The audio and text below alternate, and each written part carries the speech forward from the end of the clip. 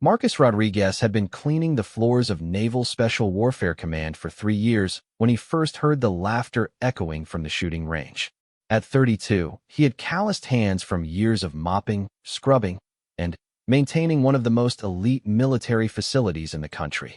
Every morning at 0500, he would arrive before the SEALs began their training, ensuring their environment was spotless and ready for another day of pushing human limits. The base housed some of the most lethal warriors on the planet, men who had seen combat in Afghanistan, Iraq, and classified operations around the globe. Marcus respected them deeply, often pausing his work to watch them train through reinforced windows. He admired their discipline, their brotherhood, and their unwavering commitment to excellence. But he also noticed something else, the way they looked through him, as if he were part of the furniture rather than a person with his own dreams and capabilities.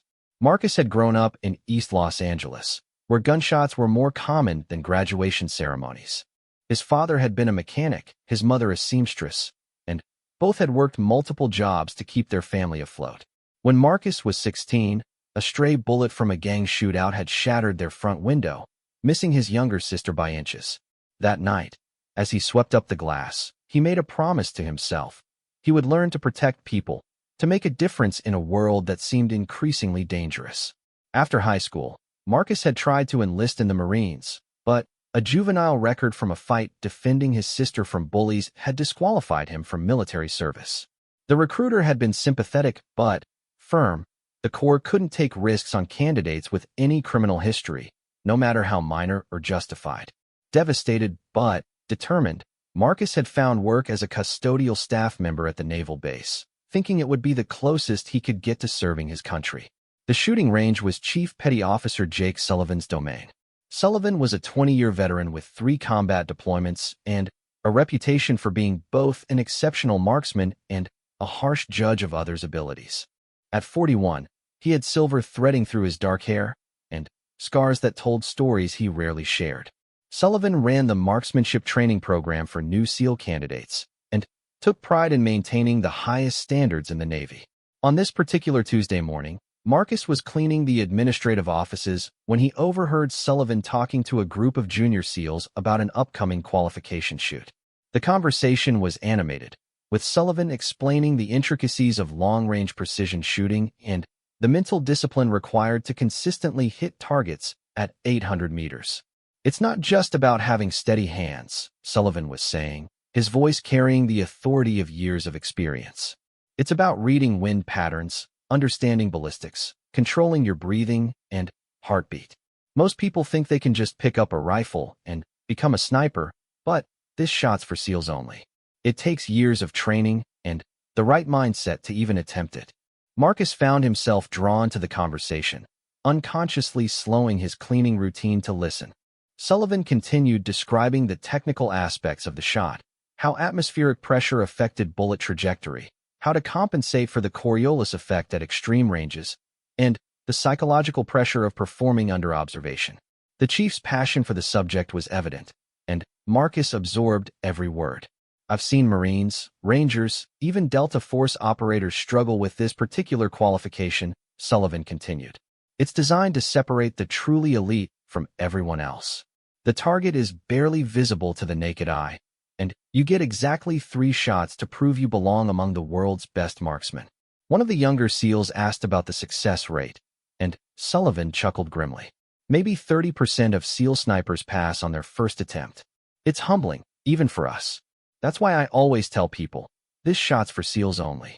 As Marcus resumed his cleaning, wheels began turning in his mind. He had never touched a military-grade rifle, but something about Sullivan's description resonated with him. Perhaps it was the mathematical precision required, or the emphasis on mental discipline. Growing up in a dangerous neighborhood, Marcus had developed an unusual ability to notice details others missed, the way someone walked when they were carrying a weapon, the subtle changes in ambient noise that preceded trouble, the importance of staying calm under pressure. That evening, Marcus went home to his small apartment and began researching everything he could find about precision shooting. He read military manuals, watched training videos, and studied the physics of ballistics. His girlfriend, Maria, found him surrounded by printouts and notebook pages covered with calculations. "What's all this about?" she asked, settling beside him on their worn couch. Marcus hesitated before explaining what he had overheard.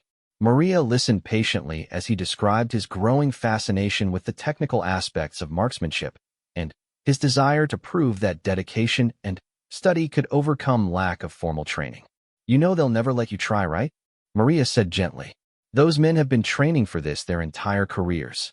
"Maybe," Marcus replied, but his voice carried a determination she recognized from their 5 years together. It was the same tone he had used when declaring he would work his way through community college, the same resolve that had gotten him promoted to head custodian despite having no formal education beyond high school. Over the following weeks, Marcus began paying closer attention to the shooting range activities. He learned the schedule by heart, when different units trained, which instructors were on duty, and how the qualification shoots were structured. He observed how the SEALs prepared their equipment, noting their pre-shot routines and the way they positioned themselves for different types of shots.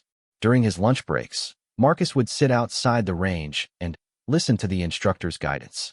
He began to understand the terminology, MOA adjustments, mil-dot calculations, and the importance of establishing a consistent shooting position. He even started practicing breathing exercises and meditation techniques designed to slow his heart rate and improve focus. Chief Sullivan noticed the janitor's presence, but thought nothing of it initially. Marcus was always professional, staying out of the way while maintaining the facilities to impeccable standards. It wasn't until Marcus began asking occasional technical questions about the equipment maintenance that Sullivan realized the custodian was more observant than most people gave him credit for. "You seem pretty interested in what we do here," Sullivan commented one afternoon as Marcus was cleaning around the equipment storage area. "Yes, sir," Marcus replied respectfully. "I find the technical aspects fascinating. The precision required, the mental discipline. It's impressive." Sullivan studied the younger man for a moment. Marcus was clearly intelligent, and his questions showed genuine understanding rather than casual curiosity. But Sullivan had seen too many people underestimate the demands of elite-level marksmanship. "It takes more than interest," Sullivan said finally. "What we do here isn't a hobby or a sport. It's life and death skills training for warriors who've proven themselves in combat. Not everyone can handle that kind of pressure." Marcus nodded, but Sullivan noticed he didn't look intimidated. Instead, the janitor seemed to be processing the information, adding it to some internal calculation. As Sullivan walked away, he found himself wondering what was going on behind those thoughtful brown eyes. The opportunity Marcus had been unconsciously preparing for came 3 weeks later. A visiting general was scheduled to observe the quarterly sniper qualification, and Sullivan was under pressure to demonstrate the exceptional standards of his program. The qualification shoot would involve the most challenging shot in their repertoire, an 800-meter precision engagement with minimal preparation time. Marcus was working near the range office when he overheard Sullivan expressing frustration to his assistant instructor. 2 of their best snipers were out with injuries, and another was sick with food poisoning. They would still have enough qualified shooters for the demonstration, but Sullivan wanted everything to be perfect for the general's visit. "I wish we had a few more bodies," Sullivan muttered. "Nothing worse than having empty lanes when you're trying to showcase capability." His assistant suggested pulling some instructors from other programs, but Sullivan shook his head. "Everyone good enough is already scheduled. We'll make do with what we have, but it won't look as impressive as I'd hoped." That evening, Marcus made a decision that would change his life forever. He approached Chief Sullivan as the instructor was securing equipment for the night. "Chief Sullivan," Marcus said, his voice steady despite his racing pulse, "I'd like to request permission to attempt tomorrow's qualification shoot." Sullivan stopped what he was doing and turned slowly to face the janitor. For a long moment, neither man spoke. Then, Sullivan began to laugh, not maliciously, but with genuine amusement at what he perceived as an absurd request. "Son," Sullivan said, still chuckling, "I appreciate your enthusiasm, but that shot's for SEALs only. You understand that, right? We're talking about trained professionals who've spent years perfecting their craft." Marcus had expected this reaction, but hearing the dismissal still stung. He straightened his shoulders and met Sullivan's gaze directly. "I understand the difficulty, sir, but I've been studying the technical requirements, and I believe I might surprise you. I'm not asking for special treatment, just a chance to prove what dedication and preparation can accomplish. Sullivan's laughter gradually faded as he realized Marcus was completely serious. The chief studied the custodian more carefully, noting the quiet confidence in his posture and the lack of bravado in his request. "Marcus," Sullivan said, using his name for the first time, "do you have any shooting experience at all? Any military training? Any idea what you're asking for?" "No formal training, sir," Marcus admitted. "But I've been studying ballistics, meteorology, and marksmanship theory for months. I understand the physics involved, and I've been practicing breathing and focus techniques. I know it sounds presumptuous, but I believe mental preparation and understanding the science can compensate for lack of formal experience." Sullivan was quiet for a long time, weighing the request. Part of him wanted to dismiss it immediately. Allowing an untrained civilian to attempt a qualification designed for elite special operations personnel could be dangerous and potentially embarrassing. But something in Marcus's demeanor suggested this wasn't a whim or a publicity stunt. "Tell me about ballistic coefficient," Sullivan said suddenly. Marcus blinked, but answered without hesitation. "It's a measure of how well a projectile overcomes air resistance in flight. Higher BC means less velocity loss and wind drift over distance. For long-range precision, you want bullets with high BC and consistent manufacturing tolerances." Sullivan asked several more technical questions, each more complex than the last. Marcus answered them all accurately, demonstrating understanding that went far beyond casual internet research. The janitor had clearly invested significant time and effort in learning material that many professional shooters struggled with. "Even if you understand the theory," Sullivan said finally, "there's a huge difference between book knowledge and practical application. The pressure alone has broken experienced shooters. And, frankly, if you miss badly enough, you could endanger the observation team." "I understand the risks, sir," Marcus replied. "But I also understand this might be my only chance to prove what I'm capable of. If you're willing to give me that chance, I promise I won't waste it or embarrass your program." Sullivan found himself in an unusual position. His instincts told him this was a bad idea that could only end in humiliation for the janitor and potential criticism for his program. But his experience working with unconventional warriors had taught him to recognize hidden potential when he saw it. And, despite his better judgment, he was curious to see how this soft-spoken custodian would handle the pressure of performing under observation. "If I agree to this," Sullivan said slowly, "it comes with conditions. First, you get exactly the same preparation time as everyone else, no special accommodations. Second, if I see anything unsafe, you're done immediately.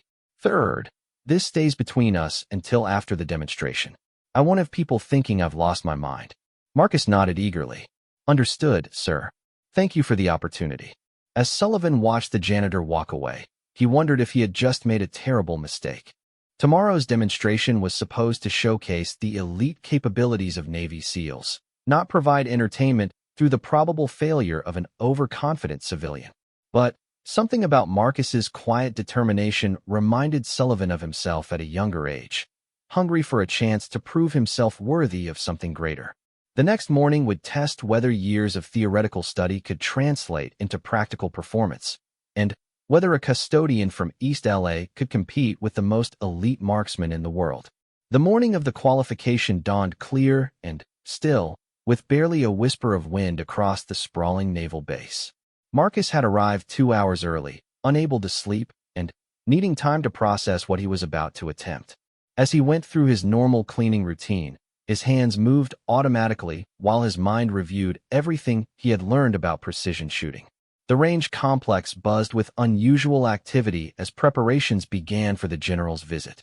Marcus watched the SEALs arrive, their movements efficient and purposeful as they checked equipment and ran through mental preparations. These were men who had proven themselves in combat, warriors whose lives had depended on their ability to place shots with lethal precision under the most extreme conditions imaginable. Petty Officer First Class Tommy Chun was setting up the spotting equipment when he noticed Marcus observing more intently than usual.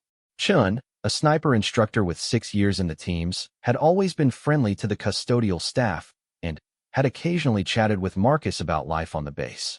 Big day today, Chin commented as Marcus cleaned nearby. General Harrison is supposed to be pretty demanding. Wants to see what all his funding is producing. Marcus nodded, trying to keep his expression neutral. I'm sure you'll all perform excellently. Chin smiled. We better. This particular qualification is no joke. 800 meters with a time limit and wind conditions that can change by the minute.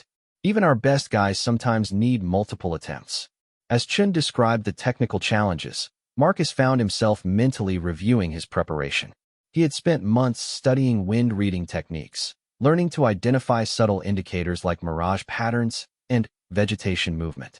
He understood that at 800 meters, a 5-mile-per-hour crosswind could push a bullet nearly 2 feet off target if not properly compensated. The theoretical knowledge was solid, but Marcus knew that theory and practice were vastly different things. He had never fired a precision rifle, never felt the recoil or dealt with the sensory overload of an actual shooting environment. The closest he had come to practical experience was dry fire practice with an imaginary rifle in his apartment, focusing on breathing control and trigger manipulation. Chief Sullivan arrived at 0800, immediately beginning his inspection of the range setup.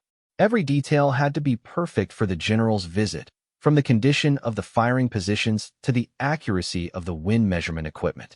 Marcus continued his cleaning duties while covertly observing Sullivan's preparations. At 0830, Sullivan approached Marcus discreetly. You still want to do this? He asked quietly. Marcus met his eyes. Yes, sir. Sullivan studied him for a moment. All right, but first, I need to brief you on safety procedures and make sure you understand exactly what you're getting into. They walked to a secluded area behind the equipment building, where Sullivan laid out the basic safety requirements. Marcus absorbed every word, understanding that one mistake could not only end his opportunity, but potentially endanger others. The rifle you'll be using is a Remington 700.308 Winchester, Sullivan explained. It's been zeroed for 100 yards, so you'll need to make elevation adjustments for the 800-meter target.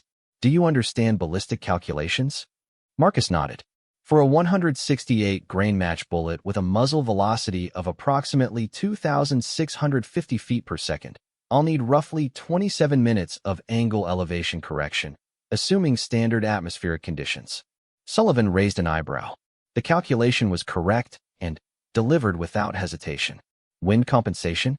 Depends on speed and angle, but for a full value 10-mile-per-hour crosswind, approximately 4.2 minutes of windage. Time limit: 90 seconds from the go signal to complete 3 shots. Sullivan was quietly impressed despite himself. Marcus had clearly done his homework, demonstrating understanding that many formal students struggled to master. But intellectual knowledge was only the foundation. The real test would come under pressure. The target is an 8-inch circle, Sullivan continued. 2 out of 3 shots inside that circle constitutes a passing score. Miss the target entirely or fail to complete all 3 shots within the time limit, and you fail. Marcus absorbed this information without visible reaction, though internally he was calculating probabilities and reviewing his preparation. An 8-inch target at 800 meters represented less than 1 minute of angle, a precision requirement that demanded near-perfect execution. As they walked back toward the range, Sullivan noticed Marcus's breathing pattern had changed. Instead of the shallow, rapid breathing that might indicate nervousness, the janitor was taking slow, deep breaths, the kind taught to snipers for maintaining physiological control under stress. The first group of SEAL candidates began their qualification attempts at 0900. Marcus positioned himself where he could observe their techniques while appearing to focus on his cleaning duties. He watched how they approached the firing position, noting their body mechanics and pre-shot routines. Seaman Rodriguez, a relatively new SEAL candidate, was the first to shoot. Marcus observed his methodical approach to position building, the careful adjustment of the rifle scope, and the deliberate breathing pattern before each shot. Rodriguez's first shot hit just outside the target ring. His second caught the edge of the scoring area. His third shot was a clean hit in the center. 2 out of 3, Chin called out. Passing score. The next shooter, Petty Officer Williams, demonstrated even more refined technique. His 3 shots formed a tight group well within the target boundaries, drawing approving nods from the instructors. Marcus noted Williams's trigger control, smooth, straight-back pressure with consistent follow-through. As the morning progressed, Marcus witnessed both successes and failures. Two candidates failed to meet the qualification standard, their shots scattered by a combination of wind miscalculation and pressure-induced errors. Marcus observed how even experienced operators could be affected by the psychological demands of performing under observation. Chief Sullivan moved between firing positions, providing guidance, and maintaining safety oversight. Marcus noticed how Sullivan read environmental conditions, his subtle adjustments to scope settings based on changing wind patterns and atmospheric pressure. The chief's expertise was evident in every aspect of his supervision. At 10:30, General Harrison arrived with his entourage. Marcus had never seen a flag officer up close, but Harrison's bearing immediately commanded respect. The general moved with the confidence of someone accustomed to absolute authority, his questions sharp and focused on operational capability rather than ceremony. Sullivan briefed the general on the qualification standards and the performance of the morning's shooters. Harrison listened intently, occasionally asking technical questions that demonstrated his own understanding of precision marksmanship. Marcus realized this was not merely a ceremonial visit. The general genuinely wanted to assess the competence of his special operations assets. "I'd like to see your best instructors demonstrate the qualification," Harrison said. "Show me what 20 years of experience looks like compared to these candidates."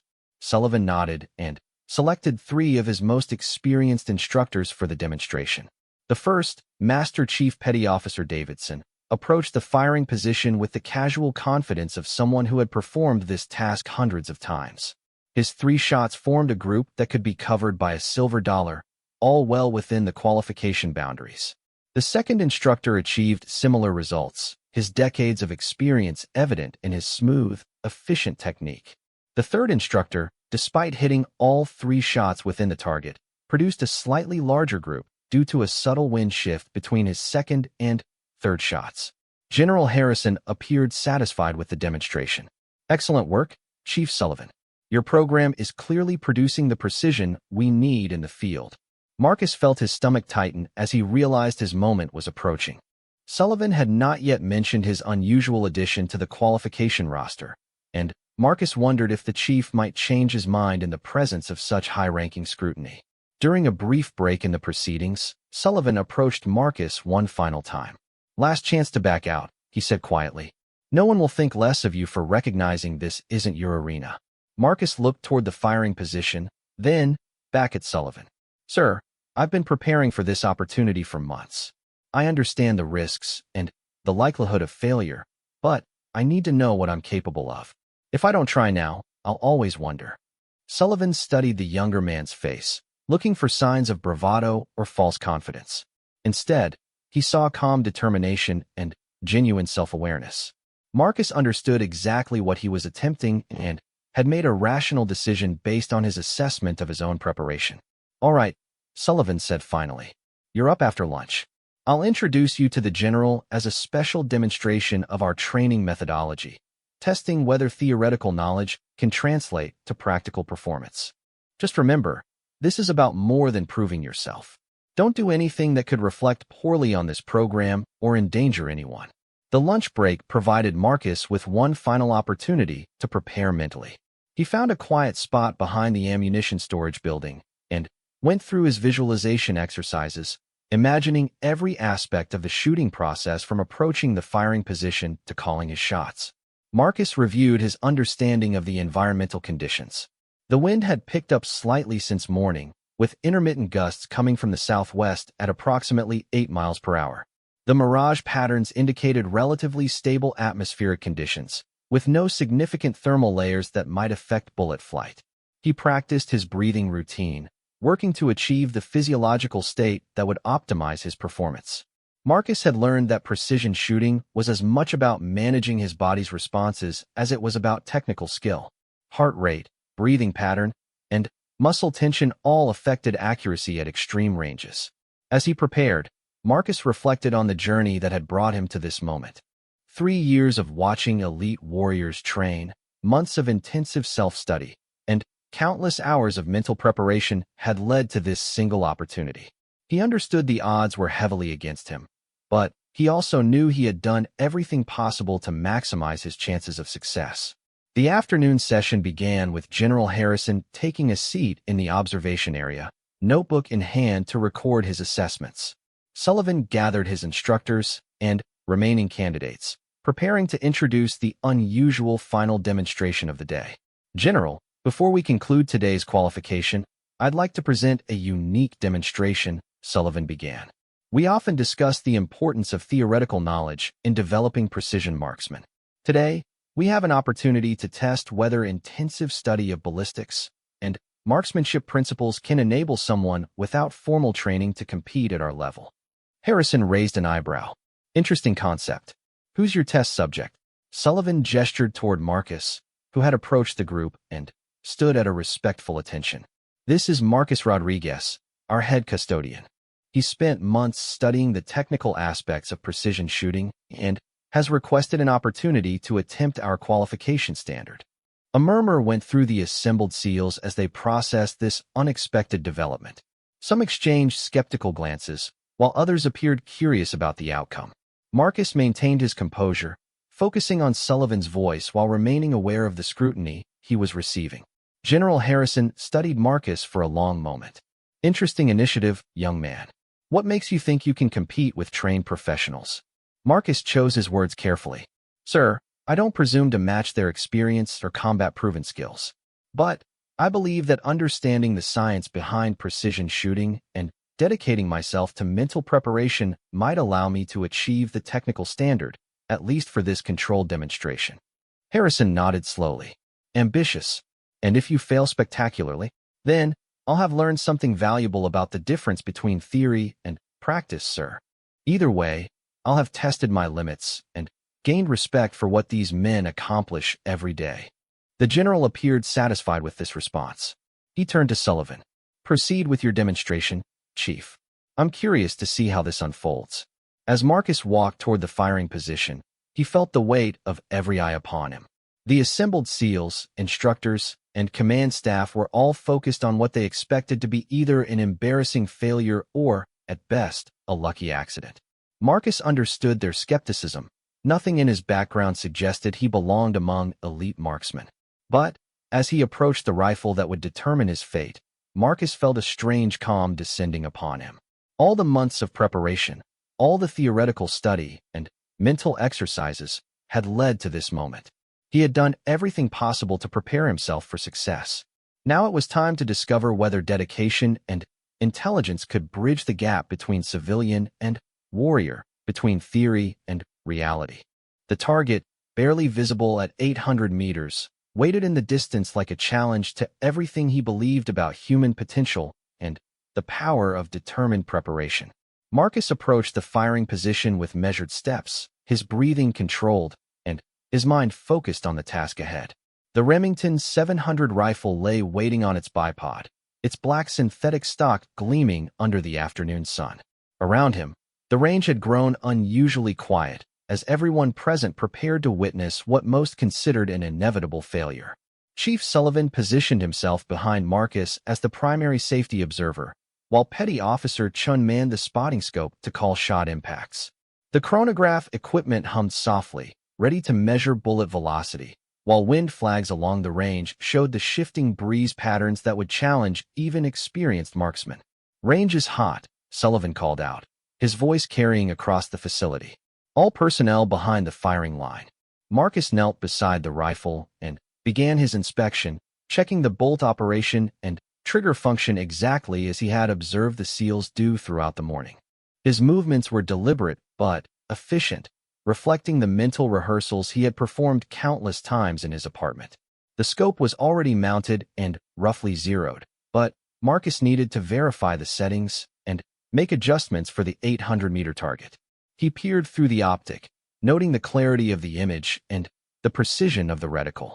This was the first time he had looked through a military-grade precision scope, and the quality surprised him with its crystal-clear resolution. General Harrison leaned forward in his observation chair, genuinely curious about how this unconventional demonstration would unfold. He had seen enough military training to recognize preparation when he saw it, and Marcus's methodical approach suggested more than casual familiarity with the equipment.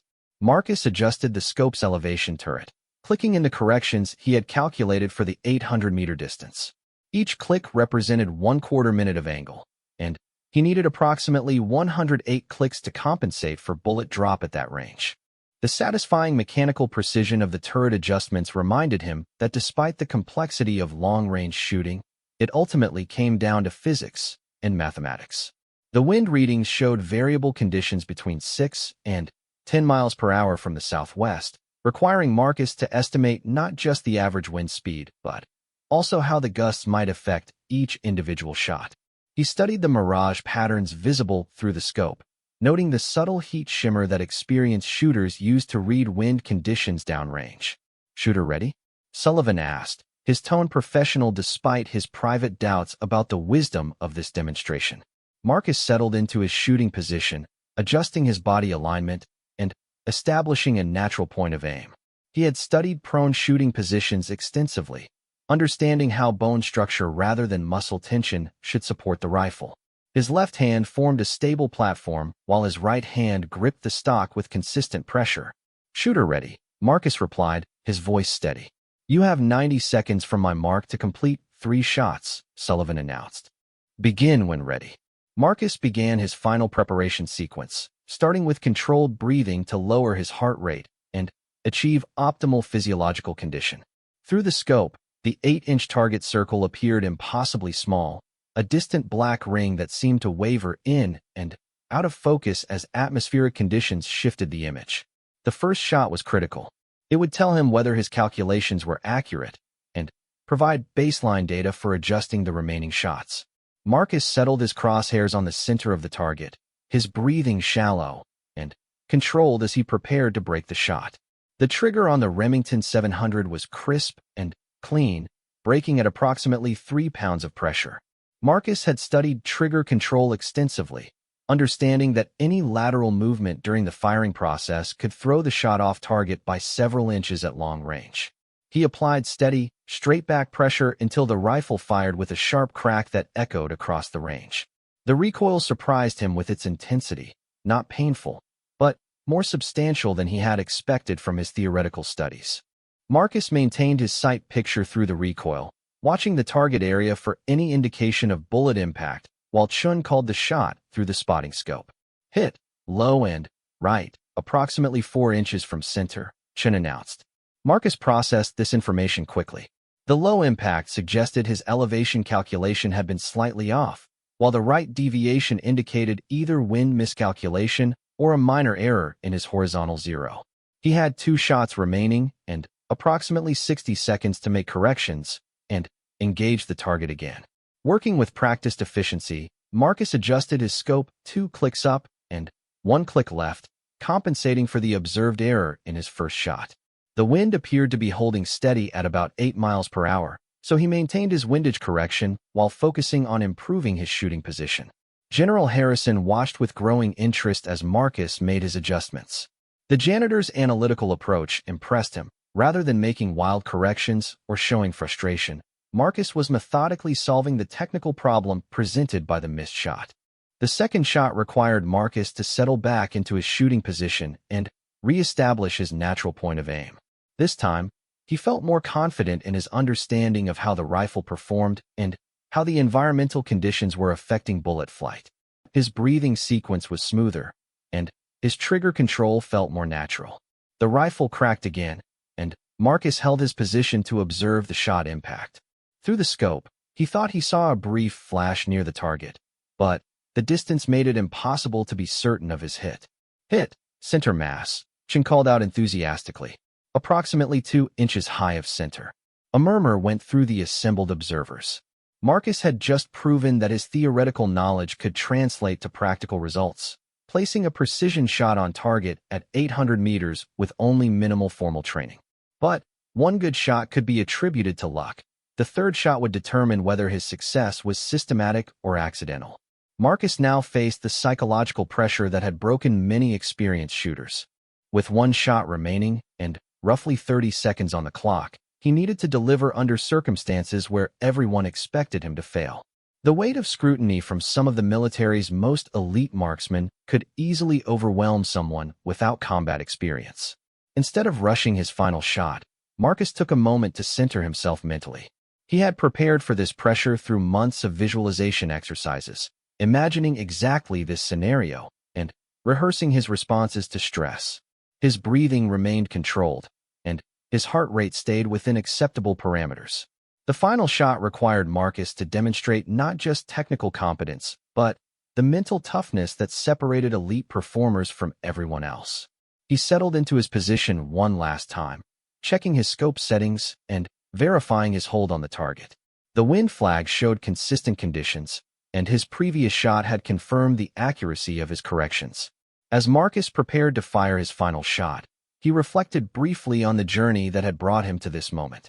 3 years of watching elite warriors train, months of intensive study, and countless hours of mental preparation had led to these 90 seconds. Win or lose, he had proven that dedication and intelligence could bridge significant gaps in formal training. The crosshairs settled on the center of the target as Marcus began his final trigger sequence. His breathing slowed to a barely perceptible rhythm, and his entire world narrowed to the sight picture in his scope. Years of theoretical study condensed into this single moment of practical application. The rifle fired for the third time, and Marcus maintained his position to observe the shot impact. The echo of the gunshot faded across the range as everyone waited for Chen's spotting call, which would determine whether an untrained janitor had just accomplished something that challenged every assumption about military training and natural ability. Time. Sullivan called as the 90-second limit expired. Marcus remained in position, still focused through his scope on the distant target where his final shot had impacted. The silence on the range was profound as Chun adjusted his spotting scope for a final assessment of the target. Every person present understood they were witnessing something unprecedented, either a remarkable success or a spectacular failure that would be discussed for years. Chun studied the target carefully through his high-powered optic, double-checking his observation before making the call that would define Marcus's attempt. The general leaned forward in his chair, while the assembled SEALs watched with expressions ranging from skeptical curiosity to genuine surprise. Final shot, Chun announced, his voice carrying clearly across the range. Hit. Center mass, approximately 1 inch left of center. The implications hit the observers immediately. Marcus had not only qualified by the standard 2 out of 3 metric, he had achieved 3 consecutive hits on an 8-inch target at 800 meters, demonstrating consistency that even experienced shooters sometimes struggled to match. General Harrison stood from his observation chair and walked toward the firing position, his expression thoughtful as he processed what he had just witnessed. Chief Sullivan remained beside Marcus, his own disbelief evident as he verified Chen's spotting calls against his own observations. Marcus finally lifted his head from the scope, his face showing neither triumph nor surprise but rather the quiet satisfaction of someone who had tested a hypothesis and found it valid. He had approached precision shooting as an intellectual challenge and had proven that dedicated study could produce remarkable results. Outstanding shooting, General Harrison said as he reached the firing position. That was some of the most methodical and effective marksmanship I've seen from any shooter, trained or otherwise. The assembled SEALs began to process what they had witnessed. Their assumptions about natural talent, formal training, and the requirements for elite performance had been challenged by a custodian who had simply refused to accept that his background disqualified him from excellence. Marcus stood and stepped back from the rifle, his part in the demonstration complete. He had answered the question that had driven months of preparation, whether intelligence, dedication, and systematic study could bridge the gap between civilian and warrior, at least in this one specific skill. But, as the immediate celebration of his success began, Marcus realized this was not the end of his journey, but rather the beginning of something much larger. He had proven his capability, but now he faced questions about what to do with the opportunity his success had created. The silence that followed Chen's final spotting call stretched for several heartbeats before breaking into scattered conversations among the assembled SEALs. Marcus secured the rifle and stepped back from the firing position, his mind still processing what he had just accomplished. 3 shots, 3 hits, under the scrutiny of some of the most elite warriors in the military. Chief Sullivan walked to the target with a measuring tape, while General Harrison continued studying Marcus with newfound interest. The other SEALs clustered around Chin's spotting scope, wanting to verify the shot placement for themselves. Several were shaking their heads in disbelief, while others were beginning to reassess their assumptions about training and natural ability. Shot group measures 4.5 inches, Sullivan called from the 800-meter target. All 3 shots well within qualification parameters. General Harrison nodded slowly, then turned to Marcus. Young man, that was exceptional shooting under any circumstances. For someone without formal training to achieve that level of precision under observation pressure is remarkable. Marcus maintained his respectful posture. Thank you, sir. I had excellent examples to learn from and months to prepare. Preparation is one thing, Harrison replied. Execution under pressure is something else entirely. You've demonstrated qualities that can't be taught in any classroom. Chief Sullivan returned from the target, carrying the paper that documented Marcus's achievement. His expression had evolved from skepticism to genuine respect as he processed the implications of what had occurred. Marcus, Sullivan said, I owe you an apology. When you first approached me about attempting this qualification, I thought you were being naive about the demands of precision shooting. I was wrong.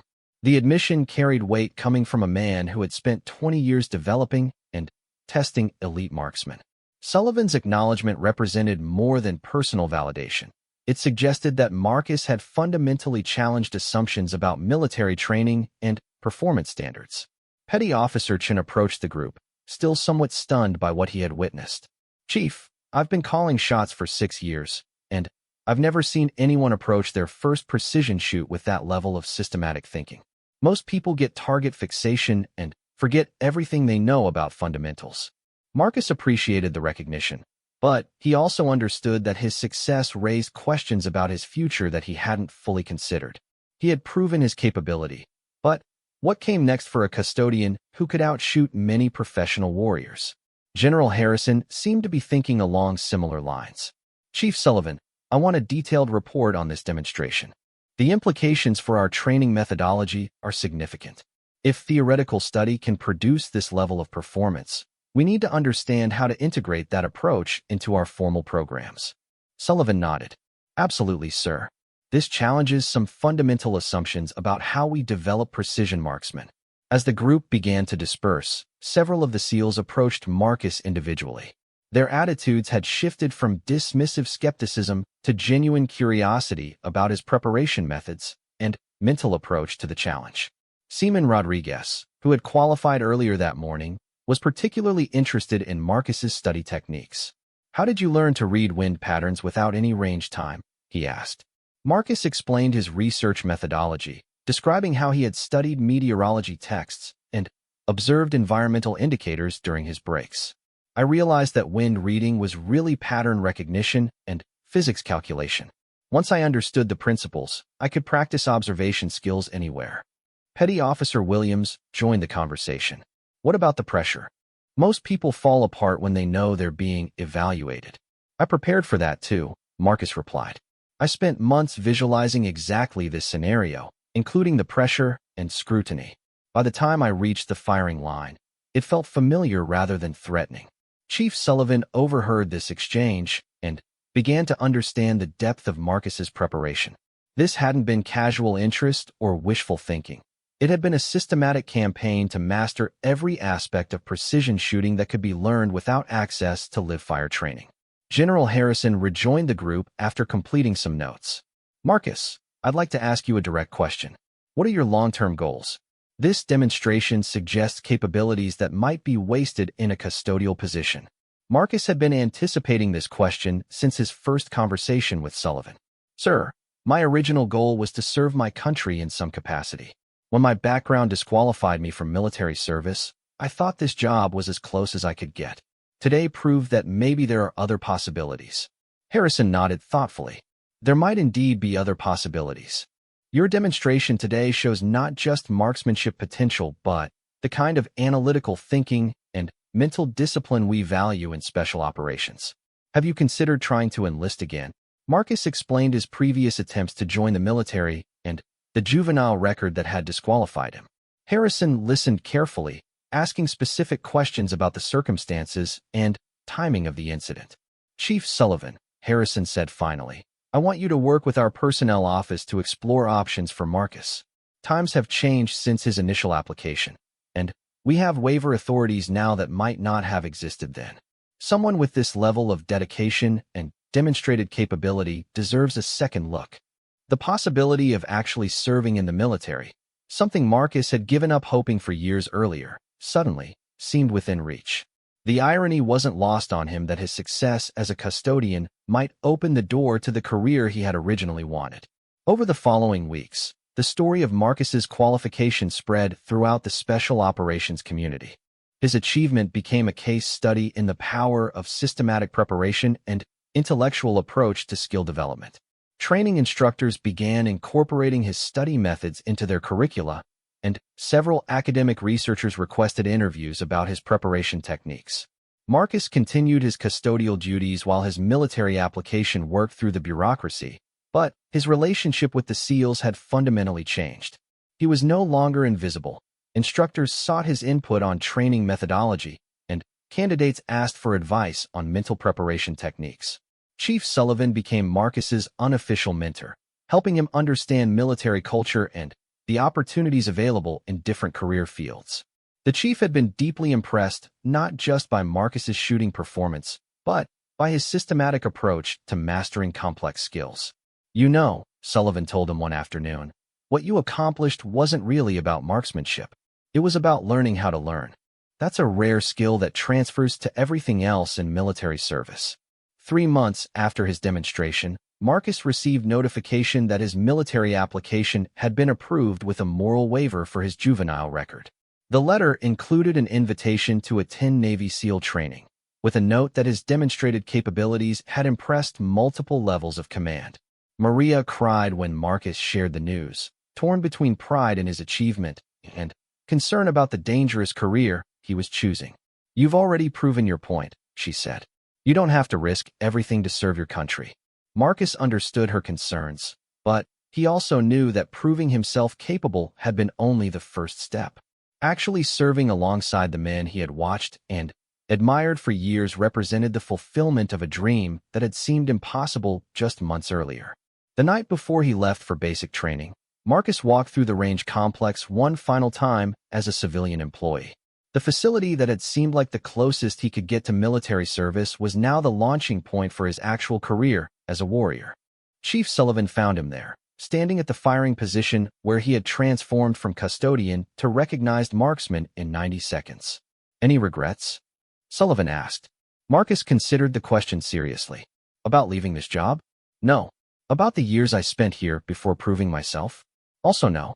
I needed that time to understand what I was working toward and to develop the discipline that made everything else possible." Sullivan nodded. "You know, you've changed how we think about potential and training. Your success has opened doors for other people who might not fit traditional molds, but have the intelligence and dedication to excel." As Marcus prepared to leave for recruit training, he reflected on the journey that had brought him from dismissed applicant to accepted candidate. The juvenile record that had initially disqualified him remained unchanged, but his demonstrated performance had proven that past mistakes didn't have to define future potential. The transformation from custodian to SEAL candidate represented more than personal success. It challenged assumptions about background, formal training, and the paths to excellence that rippled throughout the special operations community. Marcus's story became evidence that dedication and systematic preparation could overcome seemingly insurmountable barriers. Years later, after completing SEAL training and deploying multiple times with various teams, Marcus would often be asked about the moment that changed his life. He would always point to that day on the range when Chief Sullivan's laughter turned to respect, when proving himself became possible rather than merely theoretical. But more than personal validation, Marcus understood that his success had opened doors for others who might not fit traditional military molds, but possessed the intelligence and determination to excel in ways that couldn't be measured by conventional standards. The custodian who dared to challenge elite warriors had become living proof that potential exists in unexpected places, waiting for the right opportunity to prove itself. His story continued to inspire others to pursue their own impossible dreams, armed with nothing more than systematic preparation and the courage to attempt what others deemed impossible.